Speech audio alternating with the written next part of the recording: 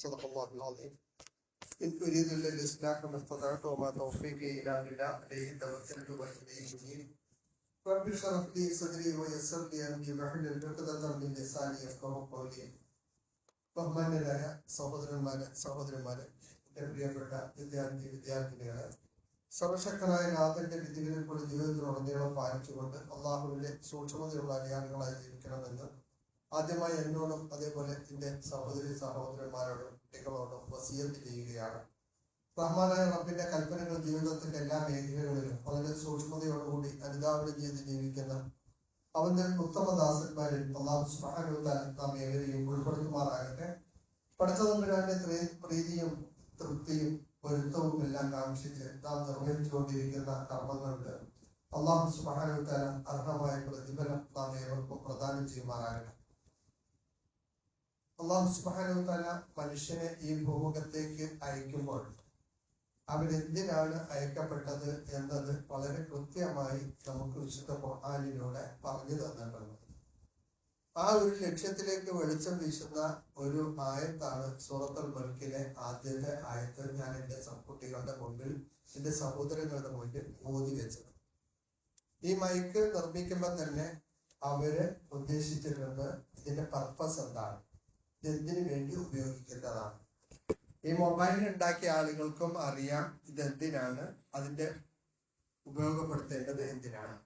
അങ്ങനെ ഒരു user manual ഇല്ലാതെ, ഒരു സാധനം എങ്ങനെയാണ് ഉപയോഗിക്കേണ്ടത് എന്നില്ലാതെ ഒരു സാധനവും നിർമ്മിക്കപ്പെടാറില്ല. ഒരു സാധനം ഉണ്ടാക്കിയിട്ടുണ്ടെങ്കിൽ അത് ഉണ്ടാക്കപ്പെട്ടതിന് ഒരു ലക്ഷ്യമുണ്ടാവും. ആ അർത്ഥത്തിൽ നമ്മൾ എടുത്ത് പരിശോധിച്ചു നോക്കിയാൽ അല്ലാഹു സുബ്ഹാനഹു വ തആല നമ്മെ സൃഷ്ടിച്ചതിന്റെ ഉദ്ദേശം എന്താണ് എന്ന് വിശുദ്ധ ഖുർആനിൽ പല ഭാഗത്തായി പല രീതിയിലായിട്ട് പറയുന്നുണ്ട്. ഒരു ഭാഗത്ത് അല്ലാഹു സുബ്ഹാനഹു വ തആല നമ്മോട് പറയുന്നത് ഇന്നി ജാഇലുൻ ഫിൽ അർദി ഖലീഫ, ഞാൻ നിങ്ങളെ ഭൂമിയിലേക്ക് ഒരു ഖലീഫയായിട്ട്, അള്ളാഹുവിന്റെ പ്രതിനിധിയായിട്ടാണ് ഭൂമിയിലേക്ക് അയച്ചിട്ടുള്ളത്. അള്ളാഹിന്റെ ദീന് എന്താണോ പറയുന്നത് അത് ജീവിതത്തിലൂടെ നടപ്പിലാക്കി ആളുകൾക്ക് നിങ്ങളിൽ നിന്ന് കണ്ടും കേട്ടും അനുഭവിച്ചും മനസ്സിലാക്കാൻ കഴിയുന്ന രൂപത്തിൽ ദീനിന്റെ നടക്കുന്ന, ജീവിക്കുന്ന, എനിക്കുന്ന ഒരു പ്രതീകമായിട്ട്, ഒരു പ്രതിബിംബമായിട്ട് നിങ്ങൾ ജീവിക്കണം എന്നാണ് ആ പറഞ്ഞതിന്റെ അർത്ഥം. ഞാനിവിടെ ഓതി വെച്ച ആയത്തിൽ അല്ലാഹു സുബ്ഹാനഹു വ തആല പറഞ്ഞത് അങ്ങനെയല്ല. ഖലഖൽ മൗത വൽ ഹയാത ലിയബ്ലുവക്കും അയ്യക്കും അഹ്സനു അമല. അല്ലാഹു സുബ്ഹാനഹു വ തആല നിങ്ങൾക്ക് ജീവിതവും മരണവും തന്നിട്ടുള്ളത് ലിയബ്ലുവക്കും, അവൻ നിങ്ങളെ പരീക്ഷിക്കുവാൻ വേണ്ടിയാണ്. അയ്യക്കും അഹ്സനു അമല, ഇതിൽ ഏറ്റവും നല്ല കർമ്മങ്ങൾ ചെയ്യുന്ന ആളുകൾ ആരാണ്, സുകർമ്മികൾ ആരാണ്, സൽക്കർമ്മികൾ ആരാണ്, ദുഷ്കർമ്മികൾ ആരാണ്, നല്ലവരാരാണ്, കെട്ടവരാരാണ് എന്ന് റഹ്മാനായ റബ്ബിന് തിരിച്ചറിയാൻ വേണ്ടിയാണ് നിങ്ങളെ ഞാൻ പടച്ചിട്ടുള്ളത്. കുറച്ചുകൂടെ വ്യക്തമായി പറഞ്ഞാൽ ഒരു പരീക്ഷണമായിട്ടാണ് ഈ ദുനിയാവിലേക്ക് അയച്ചത്. ഒരു പരീക്ഷയ്ക്ക് കേന്ദ്രത്തിലേക്ക് വന്ന ഒരു വിദ്യാർത്ഥിയെ പോലെ ഈ ദുനിയാവിൽ നമ്മൾ വന്നത് യഥാർത്ഥത്തിൽ ഒരു പരീക്ഷണമായിട്ടാണ്. അല്ലാഹു സുബ്ഹാനഹു വ തആല ഈ ദുനിയാവിൽ നമുക്ക് തന്നതെല്ലാം തന്നെ പരീക്ഷണമാണ് എന്ന് നമുക്ക് വേറെ ചില ഭാഗങ്ങളിൽ വിശുദ്ധ ഖുർആൻ പറഞ്ഞിട്ടുണ്ട്. നിങ്ങൾക്ക് തരുന്ന സമ്പത്ത്, മക്കള്, അതേപോലെ തന്നെ എന്തൊക്കെ സൗഭാഗ്യങ്ങള്, സമയം, നേരം, ആയുസ്, ആരോഗ്യം, എല്ലാം റഹ്മാനായ റബ്ബ് നമ്മളെ പരീക്ഷിക്കാൻ വേണ്ടിയാണ് തന്നിട്ടുള്ളത്. നിങ്ങളത് എങ്ങനെയാണ് ഉപയോഗപ്പെടുത്തുന്നത്, നിങ്ങൾ കൃത്യമായിട്ട് ഉപയോഗപ്പെടുത്തുന്നുണ്ടോ എന്നുള്ളത് അല്ലാഹു സുബ്ഹാനഹു വ തആല അറിയാൻ വേണ്ടി. അല്ലാഹു സുബ്ഹാനഹു വ തആല അങ്ങനെ നമ്മെ ഈ ദുനിയാവിലേക്ക് നല്ലത് ചെയ്യാനുള്ള സാഹചര്യം ധാരാളമായിട്ട് അല്ലാഹു തന്നിട്ടുണ്ട്. അതേപോലെ തന്നെ തെറ്റുകൾ ചെയ്യാനുള്ള സാഹചര്യവും ഇവിടെ വന്നിട്ടുണ്ട്. എന്ന് മാത്രമല്ല, നന്മ ചെയ്യുമ്പോൾ നമുക്ക് വല്ലാത്ത ഒരു ആഭിമുഖ്യം, ഒരു സന്തോഷം അതിൽ നിന്ന് ലഭിക്കുന്നുണ്ട്. അതോടൊപ്പം തെറ്റ് ചെയ്യുമ്പോൾ നമ്മുടെ ഉള്ളിൽ തന്നെ ഒരു കുറ്റബോധവും നമുക്കുണ്ട്. അതോടൊപ്പം നമ്മൾ മനസ്സിലാക്കേണ്ടത് തെറ്റിലേക്ക് നമ്മളെ നയിച്ചു കൊണ്ടുപോകുന്ന ഒരുപാട് പൈശാചികമായ പ്രേരണകൾ ഒരു ഭാഗത്തുണ്ട്. ഇങ്ങനെ വേറൊരു ഭാഗത്ത് നന്മ ചെയ്താൽ നമുക്ക് നമ്മൾ അറിയാതെ നമ്മുടെ മനസ്സിന് ലഭിക്കുന്ന വല്ലാത്തൊരു സന്തോഷവും സമാധാനവും ഉണ്ട്. അങ്ങനെയുണ്ട്.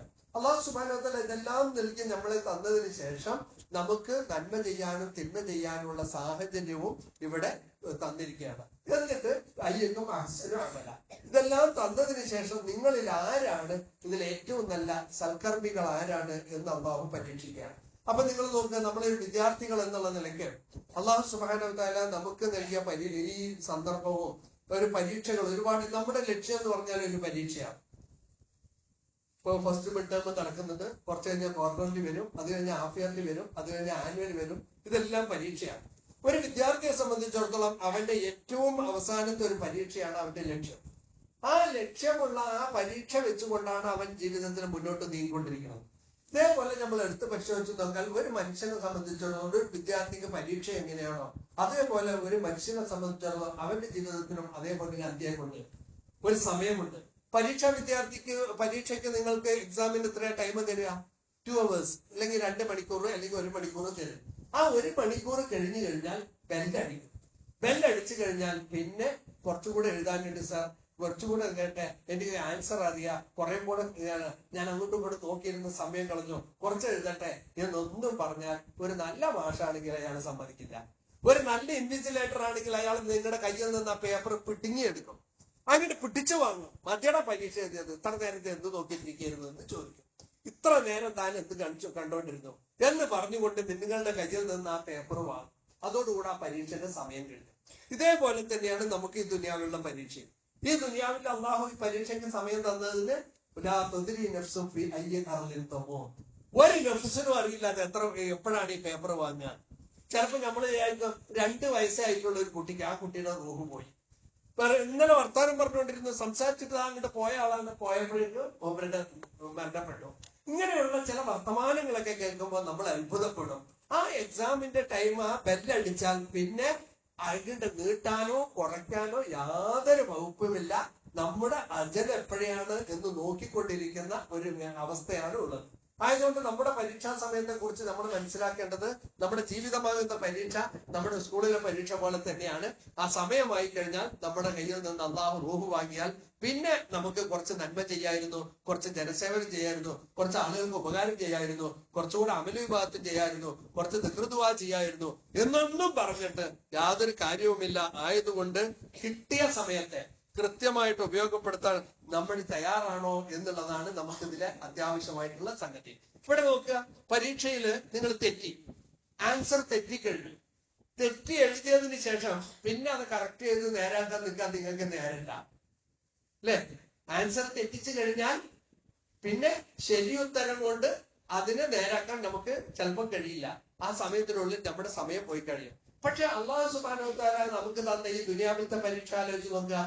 ലാസ്റ്റ് മൊമെന്റിൽ പേപ്പർ വാങ്ങാൻ നേരത്ത്, നിങ്ങളുടെ റൂഹ് പോകാൻ നേരത്താണ് നിങ്ങൾ ആ തെറ്റ് തിരുത്താൻ ശ്രമിക്കണമെങ്കിൽ അപ്പോഴും അള്ളാഹു നിങ്ങൾക്ക് സന്ദർഭം ചെയ്ത് തന്നിട്ട് ഇല്ലാ മൻ താബ വ ആമന വ അമില അമലൻ സ്വാലിഹൻ ഉലൈക യുബദ്ദിലുല്ലാഹു സയ്യിആതിഹിം ഹസനാത്ത്. അള്ളാഹുവിനോട് തൗബ ചെയ്യുകയും അവരിൽ വിശ്വാസം അർപ്പിക്കുകയും എന്നിട്ട് അമലു സ്വാലിഹാത്ത് ചെയ്യാൻ നിങ്ങൾ തയ്യാറാകുകയുമാണെങ്കിൽ നിങ്ങളുടെ തെറ്റായ കർമ്മങ്ങളെ മുഴുവൻ നല്ല കർമ്മങ്ങളാക്കി ആ തെറ്റായ ഉത്തരങ്ങളെ മുഴുവൻ ശരിയാക്കി അവൻ മാറ്റും. ലാസ്റ്റ് മൊമെന്റ് വരെ നിങ്ങൾക്ക് സമയമുണ്ട്. പക്ഷെ ഈ ദുനിയാവിൽ നമ്മൾ അത് ചെയ്യാൻ തയ്യാറുണ്ടോ? വേറെ എക്സാം എന്ന് പറഞ്ഞു കഴിഞ്ഞാൽ സാധാരണ നമ്മുടെ പരീക്ഷയിൽ നമ്മൾ തെറ്റിയ ആൻസർ കൈക്ക് കൊടുത്തു കഴിഞ്ഞാൽ പിടുത്തം വിടും. പക്ഷെ ഇവിടെ അല്ലാഹു സുബ്ഹാനഹു വ തആല അതിന്റെ ലാസ്റ്റ് മൊമെന്റ്, അവസാനം പേപ്പർ വാങ്ങുന്നതിന് തൊട്ട് മുമ്പ് വരെ നിങ്ങൾക്ക് കറക്റ്റ് ചെയ്യാൻ സമയം കിട്ടില്ല. ചിലപ്പോൾ ഫുള്ള് നേരാക്കാൻ കിട്ടിക്കൊള്ളുന്നില്ല. പക്ഷെ അവസാനത്തെ ഒരൊറ്റ മിനിറ്റ് കൊണ്ട് നിങ്ങൾക്കത് മാറ്റാൻ കഴിയും. രണ്ടാമത് നിങ്ങൾ നോക്കുക, ദുനിയാവിലത്തെ പരീക്ഷയിൽ നമുക്ക് സേ എക്സാം എഴുതാം. എന്താ ഈ സേ എക്സാം എന്ന് പറഞ്ഞാൽ? 2-3 പേപ്പറിൽ പോയി, പിന്നെ ഒരു 3 മാസം ടൈം തന്നു. ആ 3 മാസത്തിനുള്ളിൽ രണ്ടാമത് എഴുതി പാസ്സാകാൻ. പക്ഷെ ഇവിടെ അങ്ങനെയല്ല. പരീക്ഷന്റെ റിസൾട്ട് വന്നു കഴിഞ്ഞാൽ പിന്നെ രണ്ടാമത് സേ എക്സാമിന് പണിയില്ല. പിന്നെ സേ എക്സാമിന്റെ പ്രശ്നം അവിടെ ഇല്ല. റൂഹ് പിടിച്ചു കഴിഞ്ഞാൽ കഴിഞ്ഞു. പിന്നെ രണ്ടാമത് പഠിച്ചാൽ എന്നൊന്ന് തിരിച്ചു പറഞ്ഞയക്കാൻ ഞാൻ രണ്ടാമത് ഒന്ന് എക്സാം എഴുതിയിട്ട് ഒരു സേ എക്സാം എഴുതിയിട്ട് ജയിക്കാം എന്ന് പറയാനൊന്നും പിന്നെ നമുക്ക് കഴിയില്ല.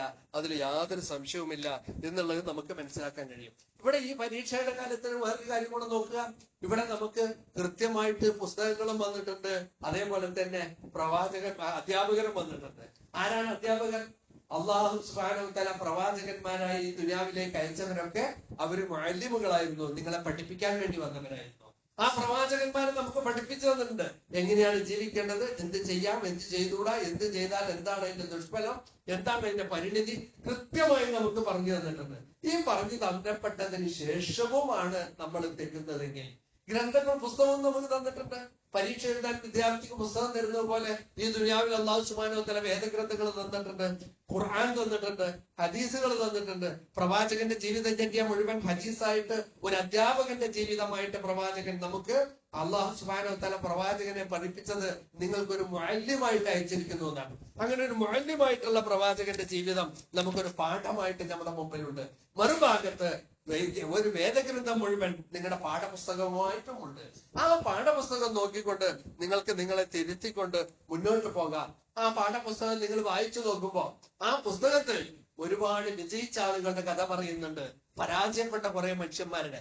ഈ പരീക്ഷയിൽ വിജയിച്ചവരും ഉണ്ട്, പരാജയപ്പെട്ടവരും ഉണ്ട്. ആ വിജയിച്ച ആളുകളെ നമ്മൾ എടുത്തു നോക്കുന്ന സമയത്ത് ഒരുപാട് മനുഷ്യര് അവരുടെ ജീവിതത്തിൽ ഒരുപാട് ത്യാഗങ്ങളും കഷ്ടങ്ങളും വേദനകളും വിഷമങ്ങളും പ്രയാസങ്ങളും പ്രശ്നങ്ങളും എല്ലാറ്റിനെയും അള്ളാഹുവിന്റെ ദീനിന് വേണ്ടി അനുഭവിച്ച് എന്നതിന് ശേഷം റബ്ബിന്റെ മാർഗത്തിൽ ക്ഷമിച്ച് സഹിച്ച് നിലകൊണ്ടതിന്റെ പേരിൽ നാളെ പരലോകത്ത് രക്ഷപ്പെട്ട, നാളെ പരലോകത്ത് വലിയ സ്ഥാനം ലഭിച്ച കുറെ മനുഷ്യന്മാരുടെ കഥ ഖുർആൻ പറയുന്നുണ്ട്. അതോടൊപ്പം തന്നെ അങ്ങേയറ്റം ധിക്കാരികളായി നടന്ന് എല്ലാ അനുഗ്രഹങ്ങളും ലഭ്യമായതിനു ശേഷവും ആ ധിക്കാരത്തോടു കൂടെ നടന്നുകൊണ്ട് നാളെ പരലോകത്ത് ഏറ്റവും വേദനാജനകമായ ഒരു അവസ്ഥയിൽ എത്തിപ്പെട്ട കുറച്ച് ആളുകളുടെ കാര്യം വേണം. കാല ഇന്നമാ ഊതീതുഹു അലാ ഇൽമിൻ ഇൻദി. ഇതിൽപ്പെട്ട ഒരാളാണ് ഈ പറഞ്ഞത്. ആരെന്നറിയോ? കാറൂൻ. അല്ലാഹു സുബ്ഹാനഹു വ തആല ഒരുപാട് സമ്പത്ത് കൊടുത്തു. ആ സമ്പത്ത് കൊടുത്ത സമയത്ത് ആളുകളൊക്കെ പറഞ്ഞത് എന്താണെന്നറിയോ?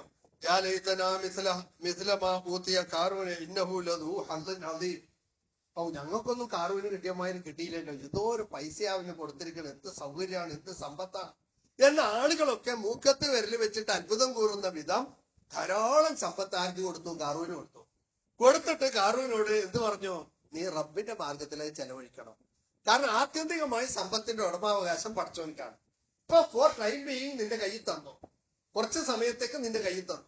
പക്ഷെ അത് എങ്ങനെ ഉപയോഗിക്കണം, എന്റെ ഇഷ്ടപ്പടി ഞാൻ ഉപയോഗിക്കാനുള്ളതല്ല, അതെങ്ങനെയാണ് ഉപയോഗിക്കേണ്ടത് എന്നൊക്കെ അള്ള പറയുന്ന പോലെ ഉപയോഗിക്കണം എന്ന് പറഞ്ഞപ്പോ കാറൂന് പറഞ്ഞാണ് കാല ഇന്നമാ ഊത്തിത്തുവാലിന്റെ എന്റെ സാമർത്ഥ്യം കൊണ്ട്, എന്റെ മിടുക്ക് കൊണ്ട് ഞാൻ ഉണ്ടാക്കിയതാണ് ഈ കാശ്. അതെങ്ങനെ ചെലവാക്കണം, എങ്ങനെ ഇതാക്കണം എന്ന് ഞാൻ പറയും, ഞാൻ തീരുമാനിക്കാം, അതിന് നിങ്ങളാരും ഇടപെടണ്ട എന്ന് ധിക്കാരപൂർവം അങ്ങേറ്റത്തെ സമ്പത്ത് കൊടുത്തതിന് ശേഷം അങ്ങേറ്റത്തെ ധിക്കാരപൂർവം ഒരു മറുപടി പറഞ്ഞ കാറൂവിന് അള്ള കൊടുത്ത ശേഷം എന്താ? ഭൂമി പിളർത്തി അതിനകത്തേക്ക് അങ്ങോട്ട് താന്നുപോയി. അവന്റെ പൊന്നൊക്കെ ഒട്ടകങ്ങൾ ചുമക്കുവാൻ മാത്രം താക്കോൽ കൂട്ടങ്ങൾ ഉണ്ടായിരുന്ന ഖജനാവുകൾ കൈവശമുണ്ടായ ആളുകളുടെ സ്വർണം മുഴുവൻ മണ്ണായി പോകുന്ന ഒരു വല്ലാത്ത ഒരു ദുരവസ്ഥ നമ്മൾ കാണുകയുണ്ടായി. ഇത് പരാജയപ്പെട്ട ഒരു മനുഷ്യനാണ്. അദ്ദേഹത്തിനും എന്ത് വന്നിരുന്നു? അധ്യാപകനും വന്നിരുന്നു, പുസ്തകം ഉണ്ടായിരുന്നു. ഈ പരീക്ഷയിൽ എങ്ങനെയാണ് ജയിക്കേണ്ടത് എന്നുള്ളത് പറഞ്ഞു കൊടുത്തിരുന്നു. പക്ഷെ അവിടെ തൻപ്രമാണിത്വം കൊണ്ടും തന്റെ അഹങ്കാരം കൊണ്ടും താൻ അതിനെ മറന്നു കളഞ്ഞപ്പോൾ അവസാനം അയാളുടെ ദുര്യോഗം ഇങ്ങനെയായി പോയി. ഇങ്ങനെ ഒരു ദുരവസ്ഥയിൽ എത്തിപ്പെട്ടേ പോയി. ഇതേപോലെ നമ്മൾ എടുത്തു നോക്കിയാൽ ആരാണത്? ഈ നീ കണ്ടില്ലേ ഒരാള് നിസ്കരിക്കുന്ന സമയത്ത് അയാള് വന്ന് തടയുന്ന ഒരുത്തൻ? അബൂജഹലിനെ പറ്റിയാ പറഞ്ഞത്. അള്ളാന്റെ റസൂല് നിസ്കരിക്കുന്നത് അറിഞ്ഞു മാത്രമല്ല, ഒട്ടകത്തിന്റെ കുടൽമാലയൊക്കെ കഴുത്തിൽ കൊണ്ടുവന്ന് ഇടുകയും മറ്റൊക്കെ ചെയ്തുകൊണ്ട് പ്രവാചകന്റെ നമസ്കാരത്തെ തടഞ്ഞ ഒരാളെ കുറിച്ച് വിശുദ്ധ ഖുർആൻ പറയുന്നുണ്ട്. ഏറ്റവും മോശമായ പര്യവസാനത്തോടുകൂടി ഈ ദുനിയാവിൽ നിന്ന് വിട പറയേണ്ടി വന്ന ഒരു മനുഷ്യന്റെ ചരിത്രമാണ് നമുക്ക് അവിടെ പറയുന്നത്. അതേപോലെ അടുത്തത് നോക്കുക.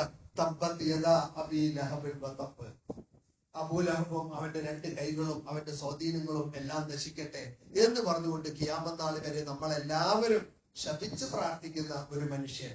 ഇതാരായിരുന്നു എന്ന് ചോദിച്ചാൽ പ്രവാചകൻ സല്ലല്ലാഹു അലൈഹി വസല്ലമയെ അള്ളാഹുവിന്റെ ദർശനം അവിടെ കൊണ്ടുവന്നപ്പോൾ ആ അധ്യാപകനെ പരിഗണിക്കാതെ, ആ വേദഗ്രന്ഥത്തെ പരിഗണിക്കാതെ അതിനെയൊക്കെ നിഷേധിച്ചുകൊണ്ട് നടന്ന ഒരു തോറ്റ വിദ്യാർത്ഥിയുടെ ചരിത്രമാണ് വിശുദ്ധ ഖുർആനിൽ ഇവിടെ പറയുന്നത്.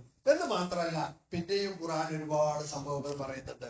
കം തറകൂ മിൻ ജന്നാത്തിൻ വഉയൂൻ വസുറൂഇൻ വമഖാമിൻ കരീം വനഅമത്തിൻ കാനൂ ഫീഹാ ഫാകിഹീൻ. എത്ര രാജാക്കന്മാർ, അവരുടെ കോട്ടകൊത്തളങ്ങൾ, അവരുടെ രമ്യഹർമ്മങ്ങൾ, അവരുടെ സുഖ സൗകര്യങ്ങൾ അതെല്ലാം ഉപേക്ഷിച്ചു പോയില്ലേ? എന്തുമാത്രം സൗകര്യങ്ങൾ അവരുണ്ടാക്കിയിരുന്നു. ഈ ദുനിയാവിൽ മരിക്കാതിരിക്കാൻ, ഈ ദുനിയാവിൽ നിരന്തരം വാഴാൻ, ഈ ദുനിയാവിൽ വലിയ വലിയ സൗകര്യം. നമ്മുടെ തമിഴ്നാട്ടിലെ ഒരു മുഖ്യമന്ത്രി മരിച്ചപ്പോ അദ്ദേഹം അവരുടെ സ്വത്ത് എത്രയായിരുന്നു അറിയോ? 600 കോടി. അതേപോലെ മൈക്കൽ ജാക്സൺ നിങ്ങൾക്കറിയാം. മൈക്കൽ ജാക്സൺ മരിക്കാതിരിക്കാൻ എന്തൊക്കെ ചെയ്തു നിങ്ങൾക്കറിയാം അല്ലെ? അദ്ദേഹത്തിന്റെ ബെഡിൽ കിടക്കുന്ന സമയത്ത് ഓക്സിജൻ റെഗുലേറ്റ് ചെയ്യാനുള്ള സംവിധാനം ഉണ്ടായിരുന്നു.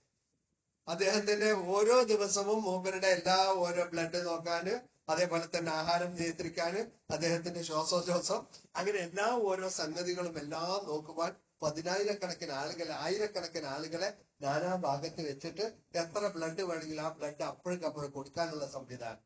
ഇങ്ങനെയൊക്കെ മരണത്തിൽ നിന്ന് രക്ഷപ്പെടാനും കാലാകാലങ്ങൾ ജീവിക്കുവാനും ഒക്കെ ഉള്ള കോടികൾ ഉണ്ടാക്കിയ കുറെ മനുഷ്യന്മാരുണ്ടായിരുന്നു ഇവിടെ. അവരൊക്കെ എന്തായി? ഒന്നും ചെയ്യാൻ പറ്റില്ല. നിങ്ങൾക്കറിയാം ഇന്ദിരാഗാന്ധി മരിക്കാതിരിക്കണമെന്ന് പറഞ്ഞിട്ട്, മരിക്കാതിരിക്കുകയല്ല, അവരുടെ ജീവൻ രക്ഷിക്കാൻ വേണ്ടിയിട്ട് ഒരു ഫുൾ ഫ്ലഡ്ജിന്റെ മെഡിക്കൽ വാൻ ഉണ്ടാവും അവരുടെ കൂടെ ഇപ്പോഴും. അത് ഇന്ദിരാഗാന്ധി മാത്രമല്ല, ഇപ്പോഴുള്ള എല്ലാവരുടെയും, എല്ലാ പ്രധാനമന്ത്രിമാരുടെയും കൂടെ അംഗരക്ഷകരുണ്ടാവും കൂടെ. അവരുടെ ബ്ലഡ് ഗ്രൂപ്പ് ഉള്ള 10-15 ബ്ലഡ് ഗ്രൂപ്പ് ഉള്ള ആളുകൾ ഒപ്പം ഉണ്ടാവും. അവർക്ക് ഒരു അസുഖം വന്നാൽ, ഒരു രോഗം വന്നു കഴിഞ്ഞാൽ അപ്പ ബ്ലഡ് കൊടുക്കാൻ ആളുണ്ടാവും. അങ്ങനെ ആളിന്റെ ഇൻസ്റ്റിറ്റ്യൂട്ട് ഓഫ് മെഡിക്കൽ സയൻസ് പറഞ്ഞു, ഡൽഹിയിലെ ഏറ്റവും വലിയ ആശുപത്രി, അവിടെ ഒരു പ്രത്യേക ഇവർക്കൊരു സ്ഥലമുണ്ട്. ഇവർക്ക് എന്തെങ്കിലും പറ്റിയാൽ, ഇപ്പോഴുള്ള പ്രധാനമന്ത്രിക്കോ മന്ത്രിക്കോ ഇതുമായിട്ടുള്ള ആർക്കെങ്കിലും എന്തെങ്കിലും പറ്റിയാൽ ഉടനെ കൊണ്ടുപോയിട്ട് അവിടെ അത്യന്താധുനികമായ അങ്ങേയറ്റത്തെ ചികിത്സ ലഭിക്കാനുള്ള സംവിധാനം ഇവിടെ. ഇങ്ങനെ മരണം വരാതിരിക്കാൻ, ജീവിതത്തിൽ നിരന്തരമായ ജീവിക്കാൻ എത്രയോ ഏർപ്പാടുകൾ ചെയ്യുന്നു. അവസാനം എന്താ സംഭവിച്ചത്? ജീവൻ രക്ഷിക്കാൻ നിൽക്കുന്ന ഒരാള് തന്നെ, ഒരു ബിയാന്ത് സിംഗ് തന്നെ അടിവയറ്റിലേക്ക് വെടിവെച്ചു. ആ ഫുൾ ഫ്ലഡ്ജിന് മെഡിക്കൽ വാനില്ലേ, അവരുടെ ജീവൻ രക്ഷിക്കാൻ വേണ്ടി അവരുടെ എല്ലാ സംവിധാനവും ചെയ്ത മെഡിക്കൽ വാന്, ആ ആംബുലൻസ് ആർക്കാ ഉപയോഗപ്പെട്ടെന്നറിയോ? ഈ കൊല്ലാമെന്ന ആൾക്ക്. പിന്നെ ഇവനെ കൊല്ലാതെ കിട്ടല പണി. ഇവൻ ആരാണ്, ഇവന്റെ പിന്നിൽ എന്തിനാണ് ഇവൻ കൊന്നത് ആയതുകൊണ്ട് ആരുടെ ജീവൻ രക്ഷിക്കാൻ വേണ്ടിയാണോ അത് ഉണ്ടാക്കിയത്, ആ ആൾക്ക് വേണ്ടി അല്ല അത് ഉപയോഗപ്പെടുത്തുന്നത്, കൊല്ലാമെന്ന ആളുടെയാണ്. അല്ലേ? നമ്മൾ പറയില്ലേ, മാൻ പ്രൊപ്പോസസ് ഗോഡ് ഡിസ്പോസസ് പറയില്ല. മനുഷ്യൻ കണക്ക് കൂട്ടുന്നു, പഠിച്ചോൻ അത് വിളിച്ചു കൊടുക്കുന്നു. നിങ്ങളുടെ എല്ലാ കണക്കൂട്ടലിന്റെ അപ്പുറത്ത് അള്ളാന്റെ ചില തഖ്ദീറുകൾ ഉണ്ടല്ലേ? അപ്പൊ ഇവിടെയൊക്കെ നമ്മൾ പറഞ്ഞു വന്നത് എന്താണ്? അല്ലാഹു സുബ്ഹാനഹു വ തആലയുടെ ഒരു സമയം വന്നു കഴിഞ്ഞാൽ അവനെല്ലാം ഉപേക്ഷിച്ചിട്ടുണ്ട്. അതാണ് ഖുർആൻ പറഞ്ഞത്,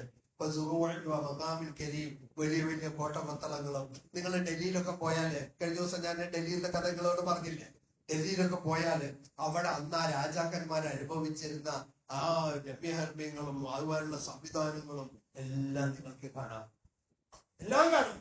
ആ സംവിധാനങ്ങളൊക്കെ ഉണ്ടായിട്ട് അതിൽ പല രാജാക്കന്മാരും എങ്ങനെയാ മരിച്ചെന്നറിയോ? ജയിലിൽ കിടന്നിട്ട്, അല്ലെങ്കിൽ സ്വന്തം കുടുംബക്കാരെ കൊണ്ട് കൊല്ലപ്പെട്ടിട്ട്, അങ്ങനെയൊക്കെ. പക്ഷെ അവർ കാലാകാലം ജീവിക്കാനുള്ള സംവിധാനങ്ങളൊക്കെ ഉണ്ടാക്കിയിരുന്നു. അപ്പൊ ഇവിടെ അല്ലാഹു സുബ്ഹാനഹു വ തആല നിങ്ങൾക്ക് ഈ വിഭവങ്ങളൊക്കെ നൽകിയത് കൊണ്ട് നാളെ പരലോകത്തേക്ക് രക്ഷപ്പെടാൻ പറ്റിയത് വല്ലതുമായിട്ടാണ് അത് ഉപയോഗപ്പെടുത്തേണ്ടത് എന്നുള്ളതിനപ്പുറം നിരന്തരമായിട്ട് ഇത് ഉപയോഗിച്ച് ഇവിടെ തന്നെ കാലാകാലം കഴിഞ്ഞുകൂടാ എന്നാണ് നിങ്ങളുടെ മനസ്സെങ്കിൽ തീർച്ചയായിട്ടും അതിന് അല്ലാഹു സുബ്ഹാനഹു വ തആല അനുവദിക്കുകയില്ല. ആയതുകൊണ്ട് തന്നെ അങ്ങനെയുള്ള കുറെ മനുഷ്യന്മാരുടെ ചരിത്രങ്ങൾ അതാണ് അല്ലാഹു സുബ്ഹാനഹു വ തആല പറഞ്ഞത്, വസീറൂ ഫിൽ അർദ് കൈഫ കാന ആഖിബത്തുൽ മുകദ്ദിബീൻ. ഒന്ന് നടന്നു നോക്കി നിങ്ങൾ ദുനിയാവിൽ കൂടെ. ആദ്യ സമൂഹ ഗോത്രങ്ങൾ എങ്ങനത്തെ മനുഷ്യന്മാരായിരുന്നു. അവരന്ന് കെട്ടിയുണ്ടാക്കിയ രമ്യഹർമ്മയങ്ങൾ അവരൊക്കെ എവിടെ അല്ലെ? ചില ആളുകളെയൊക്കെ കണ്ടു കഴിഞ്ഞാൽ പന വെട്ടിയിട്ടതുപോലുള്ള മനുഷ്യന്മാരൊക്കെ ഉണ്ടായിരുന്നു എന്നാണ്. അങ്ങനെ ഒരുപാട് മനുഷ്യന്മാർ. അപ്പൊ അതാണ് ഖുർആൻ പറയുന്നത്, അതിൽ കൂടെ ഒക്കെ നടന്നു നോക്കിയിട്ട് ജീവിതകാലത്തെ വ്യർത്ഥമായി കഴിച്ചുകൂട്ടി അവസാനം ഒന്നും നേടാൻ കഴിയാതെ വിനഷ്ടമായി പോയി പരാജയപ്പെട്ട കുറെ മനുഷ്യന്മാരുടെ ചരിത്രം ഖുർആൻ പറയുന്നുണ്ട്. അത് ഫിറഔനിൻ്റെതായിട്ടും ഖാറൂനിൻ്റെതായിട്ടും നമ്രൂദിൻ്റെതായിട്ടും ആമാന്റേതായിട്ടും അങ്ങനെ പല ചരിത്രങ്ങളും നമ്മളോട്, അബൂജഹലിന്റെയും അബൂലഹബിന്റെയും ഒക്കെ ചരിത്രം നമുക്ക് പറയുന്നുണ്ട്. ഇതിൽ നിന്നൊക്കെ നമ്മൾ മനസ്സിലാക്കേണ്ടത് നമുക്കൊരു ടൈം തന്നിട്ടുണ്ട്, ഒരു സ്റ്റിപ്പുലേറ്റഡ് ടൈം, ഒരു കണിശമായ സമയം അല്ലെ? ആ ടൈമിന്റെ ഉള്ളിൽ നമ്മുടെ പരീക്ഷാ പേപ്പർ നമ്മുടെ ഇത് വാങ്ങും. അതിനു മുൻപ് ഈ ലഭ്യമായ സമയത്തെ എങ്ങനെ ഉപയോഗപ്പെടുത്തും? അതിന് ഏറ്റവും നന്നായി ഉപയോഗപ്പെടുത്തിയ വിജയിച്ച കുട്ടികളുടെ കഥയൊന്നും ആ വിജയിച്ച കുട്ടികൾ ഇപ്പൊ നമ്മളെന്നെ കാണുമല്ലോ. നിങ്ങൾ എക്സാം നല്ല പാസ്സായിരുന്ന പരീക്ഷ പേപ്പർ തരുന്നുണ്ട്, എക്സാം ഒക്കെ കഴിഞ്ഞ് അത് പരീക്ഷാ പേപ്പർ തരികയാണെന്ന് പറഞ്ഞാല് ചില ആളുകൾക്ക് ഒരു ബേജാറും ഉണ്ടാവില്ല. അവര് സന്തോഷത്തോടുകൂടി വലത് സാറേ എനിക്ക് എനിക്ക് എനിക്ക് പറഞ്ഞിട്ട് നിൽക്കും. വേറെ ചില ആളുകൾ പേപ്പർ കിട്ടുമ്പോ പേടിക്കും. അന്ന് അവരുടെ മുഖങ്ങൾ പ്രസന്നവതമായിരിക്കും. പ്രസന്നവതരായിട്ട് അങ്ങനെ അവരുടെ സംതൃപ്തമായിട്ടുള്ള ആ പ്രയത്നം. കാരണം അവര് പണിയെടുത്തിട്ടുണ്ട്, പഠിച്ചിട്ടുണ്ട്, അവർക്ക് ബേജാറില്ല. വലത് കൈകളിൽ ഗ്രന്ഥം കൊടുക്കപ്പെടുന്ന ഒരുപറ്റം ആളുകളുണ്ട്. അതേസമയം വേറെ കുറച്ച് ആളുകൾ നോക്കുക, അവരെ സംബന്ധിച്ചിടത്തോളം പേടിച്ച് ബേജാറായി വിഷമിച്ച് കയ്യും കാലും മറിച്ച് പ്രഷർ കൂടി ഷുഗർ കൂടി ദാഹിച്ച് വെള്ളം കുടിച്ച് ഒക്കെ ഉള്ള വല്ലാത്തൊരവസ്ഥ. അങ്ങനെയുള്ള ആളുകളെയും വിശുദ്ധ ഖുർആൻ വർണ്ണിക്കുന്നുണ്ട്. അവിടെയാണ് അല്ലാഹു സുബ്ഹാനഹു വ തആല നമുക്ക് പഠിപ്പിച്ചെന്ന പ്രവാചകന്മാരുടെ ചരിത്രത്തിൽ സുലൈമാൻ അലൈഹി സ്വലാമിന്റെ എല്ലാ സൗകര്യങ്ങളും കൊടുത്തപ്പോ